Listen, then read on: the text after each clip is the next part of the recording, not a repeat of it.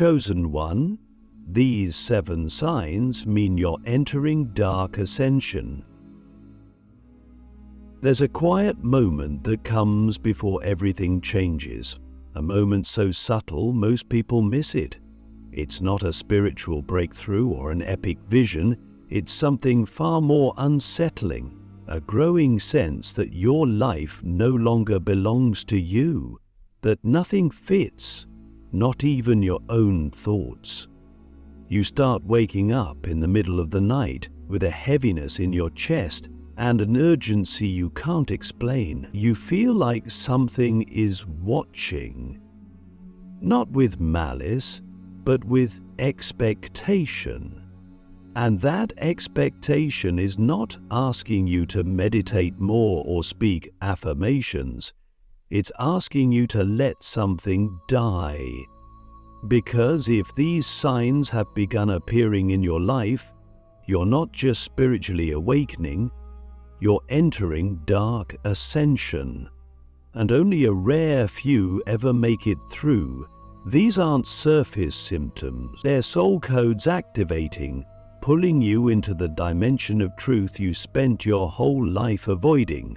And once you step in, you can't step back. You either rise as the chosen, or break apart trying to cling to the light.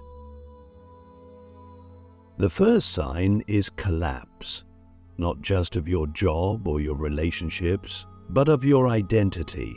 Everything that used to define you begins to slip. Your name, your role, your goals, they feel foreign, like a costume that no longer fits.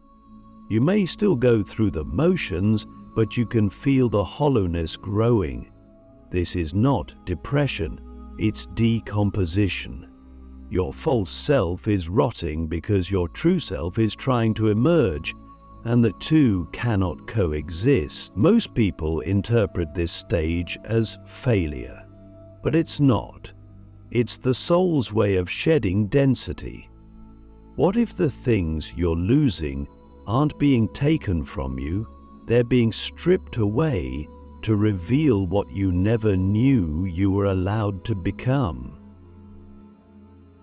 Click subscribe to this channel to get more profound spiritual lesson.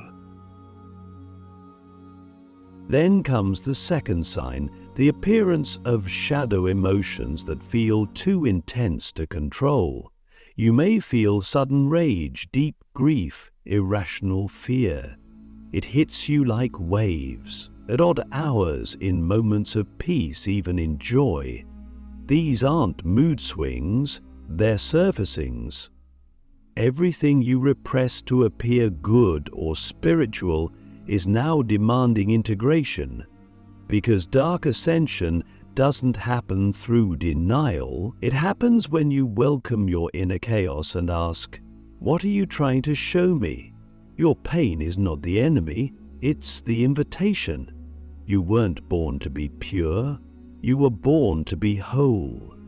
And that wholeness includes the monsters you've kept hidden under your bed of self-image. The third sign is the arrival of strange energy patterns. You begin to feel things before they happen. You sense other people's lies before they speak. You walk into a room and instantly know who's carrying wounds, who's watching, who's leaking darkness. You don't know how, you just know. You begin to feel your body vibrating, twitching, tingling at random times, especially during emotional intensity. These are not physical symptoms to fear, they're evidence that your energetic body is recalibrating. Your nervous system is adjusting to carry a higher current. Dark ascension isn't just spiritual, it's electrical. Your frequency is spiking to break through dimensional veils, and your body is learning how to survive the voltage. But here's the test. Can you stay present while your very foundation rewires? The fourth sign is isolation, and this one hurts more than all the others. You start losing people, not through arguments, but through distance that doesn't need explanation. People stop texting, they don't include you. You feel invisible, even around those who used to love you. This isn't abandonment, it's frequency mismatch. When your dark frequency begins to awaken, it becomes unbearable for those still clinging to the illusion of light as performance. They sense something ancient in you, something that doesn't play nice, something that holds power without apology. And that makes them uneasy. But you weren't meant to stay where you've outgrown. The loneliness is brutal, but it's sacred. It's the womb before the rebirth. Ask yourself, can you sit in the void without begging for it to end? Because that's where your true vision begins to form. The fifth sign is the haunting pull of old wounds. But this time, they don't come with blame, they come with questions. You start remembering childhood moments in new ways. You revisit trauma, not as a victim, but as a seeker. You see how every pain shaped your spiritual architecture, how every betrayal refined your perception. You stop asking, why did this happen to me? And start asking, what did this pain create inside me that I haven't yet owned? This is where you realize the wound is the throne. The chosen one is never unscarred. They are forged in fire, carved by loss, and crowned through surrender. And now, you're being asked to sit on the very seat you once cursed. The sixth sign is synchronicity turned chaotic. You begin to notice symbols, numbers, and messages everywhere, but they no longer come gently. They hit like thunder. You think of someone and they appear. You speak something and it manifests within hours. You're not manifesting faster because you're more spiritual. You're manifesting faster because you become a mirror for the unseen. Your field is no longer shielded by ego. It's raw, direct, magnetic. This is dangerous if you're not aware, because your fears now shape reality as fast as your desires. So you must become disciplined, not in action, but in vibration. You must become a master of your inner state, because the universe is no longer responding to your words, it's responding to your frequency. And the seventh sign, the final and most terrifying of all, is the arrival of choice. Real choice, not between good and bad, but between the known and the destined. You will be offered something, maybe a relationship, a job, a way out, that looks safe, looks logical, but deep down you'll know, if you say yes to it, you'll be stepping back into the matrix, and if you say no, you'll be leaping into the abyss of your calling. This is the gate, and no being can walk through it for you. You either leap or you loop. So I ask you, if you've seen these 7 signs, are you still trying to survive them, or are you finally ready to let them transform you?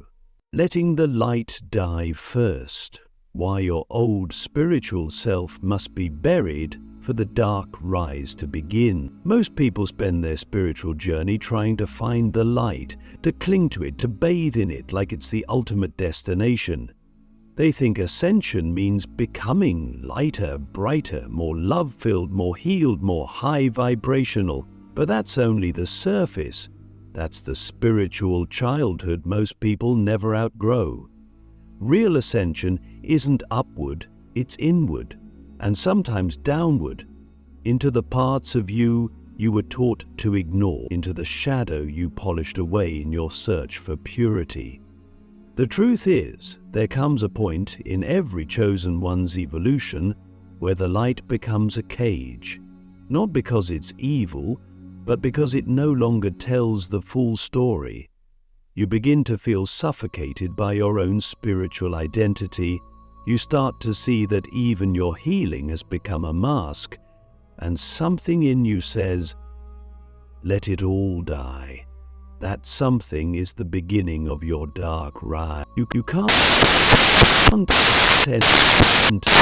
die who you thought you ascension until you were buried. The version of you were. The version of you that always said the right thing. The version that needed validation for how awakened conscious and for how awakened you've become conscious. The one who forgave and kind before you've become were ready. The one who forgave before they were ready. The one who stayed silent. The one who to maintain mild through betrayal. Peace. The one who stayed that version sided silence to maintain peace. It got that version did its job, but it can't take you further. It got you here. Because the dark but it doesn't take you, doesn't require further a perfection, because the dark is rugged and it's terrifying, because now everything you built on your light-based identity starts to fall. The relationships that knew you as a peacemaker won't understand your new fire. The clients, friends, or communities that once praised your calm may start calling you too intense, too blunt, too dark. They'll try to put you back into the version of you that made them comfortable. But you're not here to comfort anyone anymore. You're here to disrupt. Because light alone cannot pierce the illusions running this world. Only the fusion of light and shadow, truth in its full spectrum, can do that. And now, you've become the vessel for that truth, whether you feel ready or not. This is where the dark rise truly begins, and it doesn't look how you imagined. You won't be meditating in peace. You'll be screaming in your car, crying in the shower, waking up in the middle of the night feeling like you're giving birth to a version of yourself that has no name yet. You'll start feeling energy move through you that's too big to hold. Visions, memories, desires that don't match your spiritual image, the urge to speak truth even when your voice shakes, the compulsion to leave things behind that once felt sacred. You may lose faith in your old practices. You may start questioning your teachers, your beliefs, even your guides. But this isn't you losing your path. It's you stepping into your own authority. Because at this level, no one else can tell you what's real. You must feel it in your bone. You must become it. And what's wild is that as you start speaking from your dark truth, things begin to shift around you fast. You'll notice people responding to your rawness with awe. Not everyone, but the right ones. They'll say, "There's something about you, something I've never seen before." That's because you're no longer transmitting information, you're transmitting frequency. And that frequency carries codes that shake people awake without you even trying. You don't need a stage, you don't need followers, you are the portal. That's why your old life had to collapse, so that nothing would dilute your field. But here's the catch. Once you start rising from the dark, you must learn how to hold the power that comes with it, because it's not tame, it's not balanced, it's feral, cosmic, magnetic. You'll feel the desire to create, destroy, rewrite, reimagine, and if you're not grounded, that power can consume you. That's why the dark rise is not just a phase, it's a sacred training. The universe doesn't give this frequency to those who seek escape. It gives it to those who are willing to die and resurrect without needing a witness. You don't get to take your ego with you. You don't get to take your story. You don't even get to take your spiritual self. Only your essence remains. And from there, you begin again. This time, not as a seeker, but as a living embodiment of dark divinity. So I ask you now, in the silence of this moment, What part of you still clings to being seen as good? What part of you still apologizes for your power?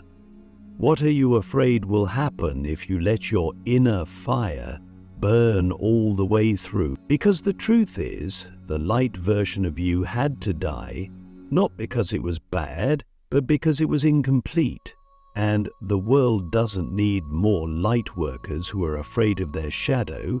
It needs chosen ones who've risen from the ashes of their spiritual illusions and said, I am whole, I am sovereign, and I am no longer afraid of my dark. The rise of the dark healer, how chosen ones become dangerous to illusion and medicine to the soul. There's a specific moment in the journey when everything becomes clear, but not in the way most people expect. It's not the result of meditation or a divine voice whispering affirmations in your ear. It's more like a thud, a drop deep in your body when you realize you can't unsee what you've seen. You can't unfeel what you've remembered. You've crossed a threshold. You're not becoming awakened anymore. You are awake, and it's not about glowing. It's about clarity. It's about precision. It's about seeing through the masks people wear, the stories they spin, and the emotional bait they use to survive. This is the phase when the dark healer rises in you. And it doesn't look like gentle guidance. It looks like confronting lies with surgical truth. It looks like sitting in the fire with someone while they burn, because you no longer confuse pain with punishment. It's part of the medicine. The world isn't ready for dark healers. That's why they're always misunderstood. They don't perform healing. They are the frequency that strips away illusion. They don't comfort you so you can keep coping. They expose what's killing you so you can stop pretending it doesn't exist. And when you step into this role, people will feel both drawn to you and terrified of you, because somewhere inside they know if they get close, they won't be able to lie to themselves anymore. And isn't that what we've all done for years? Learned to survive in versions of ourselves that look spiritual on the outside, but are stitched together by shame, performance, and unconscious protection mechanisms. Dark healers don't fix you. They stand in front of you like a mirror and ask, can you hold your own reflection without flinching? When you become this, not as a role but as an embodiment, you start to sense the weight of responsibility. You realize that your words are no longer just communication, they're activations. You can trigger someone's entire ancestral trauma just by holding space without rescuing them. You can say one sentence and reroute someone's life path. That's why the universe doesn't let you hold this frequency until you've been stripped of your ego's need to control or to be liked. Because this is not about power for performance, it's power as presence. When your soul walks into a room before your body does, you begin to understand. You're not here to be accepted, you're here to initiate. And the most ironic part? You'll still feel human. You'll still doubt. You'll still wake up on some days and feel raw, vulnerable, tender. Because that's what keeps you clean. The moment you think you've transcended the human experience, the medicine turns toxic. But when you embrace the paradox, divine and messy, grounded and cosmic, holy and irreverent, that's when your field becomes untouchable. That's when you can sit with someone in complete ruin and not flinch. You don't need them to get better, you just need them to see. Because seeing, honest and without filter, is the first breath of real healing. And that's what your dark frequency now carries. Unfiltered clarity. So what does it actually look like to walk as a dark healer in the world? Sometimes it's confronting your family with truths that shatter the generational gaslighting. Sometimes it's looking someone you love in the eye and saying, "You're not being honest with yourself, and I won't enable it." Sometimes it's burning your spiritual business to the ground because it's out of integrity, even if it's paying your bills.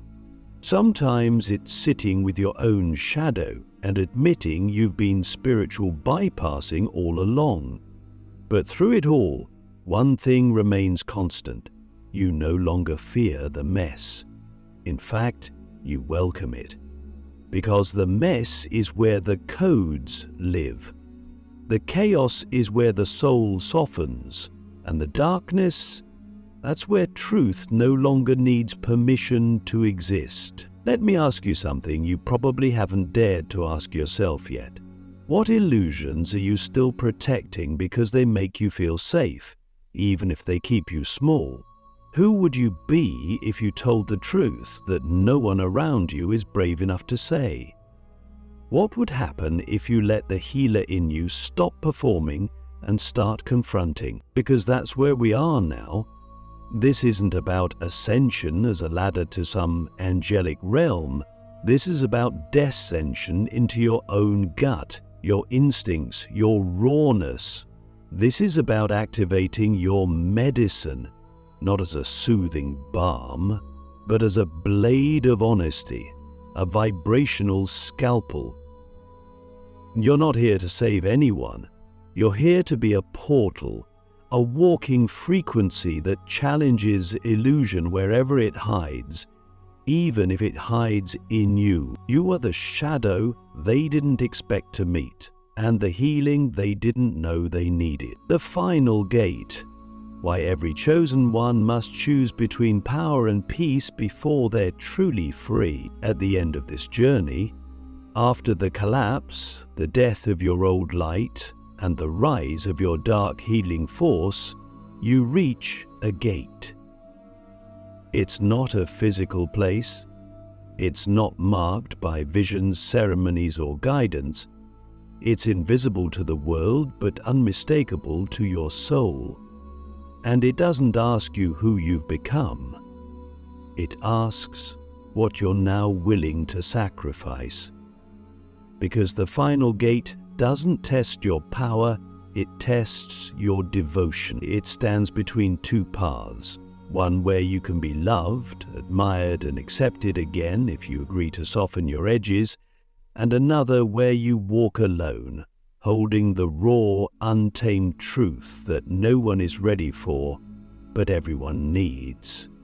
This is the most difficult choice a chosen one ever faces, and it always comes silently. You'll know you're at this gate when things suddenly begin to go quiet, not out of peace, but out of pause.